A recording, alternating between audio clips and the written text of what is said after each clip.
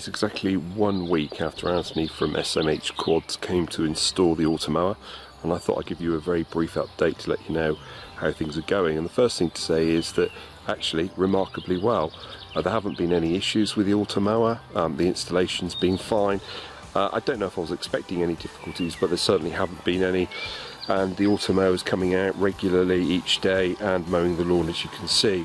The second thing to say is that in actual fact there are no lumps and bumps in the lawn. So for the first day you could just see some patches as the Automower was getting used to the garden, but as you can see now everything is completely flat and well mown and nice and even. So one of the things that I have noticed over the last week, we've had a huge amount of wet weather here in the UK, and it's certainly here in Wiltshire.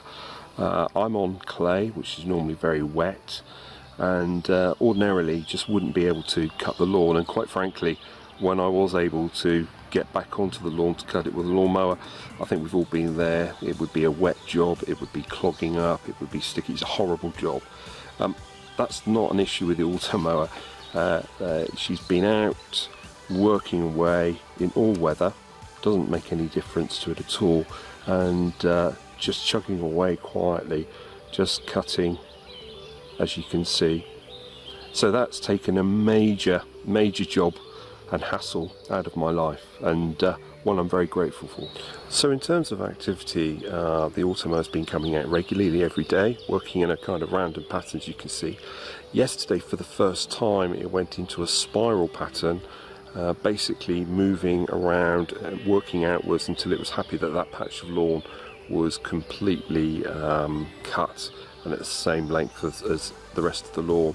So I'm told over a period of time it will build up a picture of the garden, get more sophisticated, and then eventually start to cut in the garden, cut areas of the garden according to the growth rate. So it is quite sophisticated. So one thing to bear in mind, I thought it was worth passing on. Anthony, when he installed the Automower, this is the docking station, as you can see. You can see where the Automower is being using it and docking well. Now apparently there's been a couple of cases where if there's water lying on the docking base plate, as you can see, of customers drilling holes through the base plate to let the water through. That base plate contains quite sophisticated technology, which is a radio that tells the Automower exactly where it is, and so by doing so it completely damages the product, and it's quite an expensive thing to replace. So bear in mind, don't worry about it. It's rained, as I said, very heavily here for the last week. I've had no problems with it absolutely at all, but please don't go drilling holes in it. So there we have it. After a week, the lawn is looking remarkably well mown, and actually I should say looking well mown all the time. That's one of the other advantages. The lawn never kind of, I think we've all been there, cut the lawn, it looks fantastic, and a day later like you've never been there. Our lawn is looking perfectly well cut all of the time, which is fantastic.